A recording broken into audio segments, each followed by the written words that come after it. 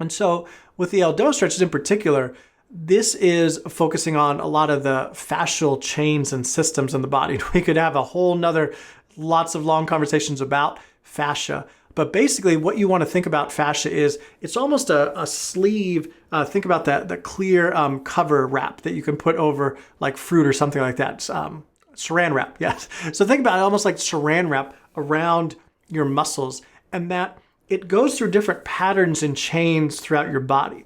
And so what these Aldoa stretches do is they actually tap into that and help release. And I could say from personal experience, I do these in my personal workouts, and I don't even do them all the time. I don't even do them for more than 30 seconds sometimes. But these are the closest things I can say are magical when it comes to the stretches and the different types of stretches I've done over the years in trying to increase range of motion and have athleticism and function as much as I can. And so while nothing's a silver bullet or a magic pill, I would say that what I've experienced with these personally and what I've seen it do with other athletes is really, really amazing, and that you can do it on your own.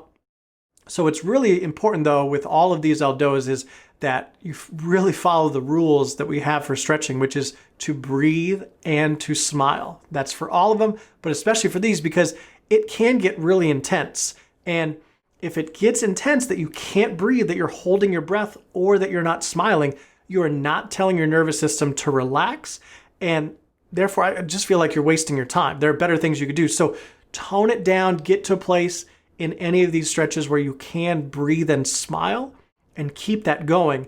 And maybe over time, you can develop it a little bit more. So I'm going to be talking through these. Again, there is audio that is associated with all these videos on YouTube, and you're not going to be able to hear it because I'm going to be talking over it. But again, go to YouTube to refer all of these. So this Aldoa stretch A is labeled that because I'm sitting in an A type position. You want to make sure you're nice and tall in the chest, both from the head, chin is tucked all the way down to the tailbone. You want to think about that stretching out as far as you can.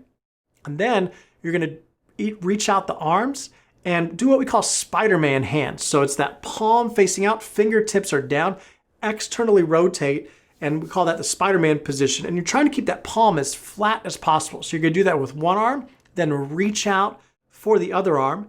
Then once you're there, lift up one arm at a time, and all the while you're trying to keep tall in that posture. That's really going to be where you're going to have to think about breathing and smiling. And maybe you can't reach them up all the way and hold that. That's okay. But the whole time you're thinking about growing in your spine and keeping Spider-Man arms, flat palms, and then you're going to release one after the other and then relax. So that's Aldoa stretch A.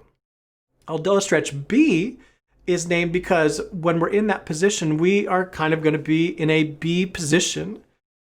We're going to end up on our back here. Feet are going to be up in the air. Knees are actually going to be a little bit past 90 degrees, so a little bit past the hips here. And you're going to be pointing your toes, little toes out and pulling them towards your shins as well. Your head is not on the ground. It's going to be just hovering above it. And very similar to Aldoa A, you're trying to stretch the spine as tall as possible from head to tailbone. We get in the Spider-Man position with our arms again, externally rotate, palm is flat, one at a time. And then we're just holding that. Again, the head is not on the ground. The head is hovering. Chin is trying to tuck, trying to look eyes down towards your knees as much as possible. And above all, we are breathing and smiling through this. Then you're going to release one arm, one foot, 1 foot. With all these Aldoas, you want to make sure that you don't just release all at once because you are kind of like putting a lot of tension on the system with how we're wrapping up and tapping into the fascial chains here. So that's why you want to release one at a time, especially with these Aldoas. So Aldoa T, very similar setup to Aldoa B in that we're in this supine position, laying on our back, knees are past 90, you're pulling your toes towards your shins there, Spider-Man arms, one after the other. Remember, the head is off the ground the whole time, chin is tucked, lots of things to think about here. So once we get to this position that B stopped at, with T, we're gonna lower one arm to the side and then the other arm to the side, ending up making a T. The whole time, externally rotated, the Spider-Man arms, chins tucked. Again, lots of things to think about here with the T. So it almost builds on each other too. I would start with just A and then maybe B, and then obviously T is building on top of B a lot. So always remembering our rules for stretching, smiling and breathing, and then just work through that as much as you can. Next stretch that's one of my favorites for increasing range of motion is the kneeling T stretch. So with this one, you typically want to be against a wall, and I'm using a yoga block to just help stabilize my hips and leg. You don't have to, but it does help, or even roll up a sweatshirt or something like that. Also, the nice thing with the yoga block is you could do it in different ways in terms of changing the yoga block so you're far away from the wall, or shorter, or even more close to the wall. So the leg that's closer to the wall, that's the one you're kneeling on. The outer leg is up, and that's what's pushing into the block here. And so with this kneeling T stretch, just have arms out straight, and then you're going to reach that arm out and try to reach as far back as you can. I'm going to catch myself here in the camera, but I'm trying not to twist and actually look at the camera. So I should be looking straight ahead the whole time here and not talking to the camera. And then that's going to really be able to focus on the movement that I'm trying to get in the thoracic region in particular. Okay, so that's why we call it the kneeling T stretch. Not only are we making a T, but we're working on the thoracic part of our spine where all the ribs are attaching here. So again, looking forward as much as possible, breathing and smiling, and just trying to see what kind of range of motion you can get through that. The next one is the EUT stretch, and it's that abbreviation for a few reasons. One, EU is elbows up. So it could be on the couch, it could be on the table, whatever. Elbows are in an elevated position. And the T is sometimes referred to, you're putting them on the table, or the thoracic part that we are again trying to focus on that's so critical for swimmers. The more mobility we can get in the thoracic region, the better it's going to be for the swimmers both in and out of the water. So when we get in the elbows up, we're going to try to shallow out that back and the hip area and just let it sink down into the ground. Again, trying to grow the spine, but also let it sink and shallow out. Elbows are up.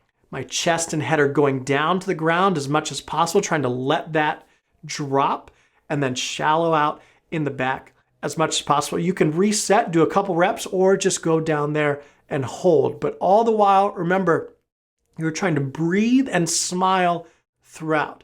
With any of these stretches that we're doing to increase range of motion, you want to probably do it for at least 30 seconds or a minute. I would think it's the bare minimum for the body to do any type of change, but something is always better than nothing.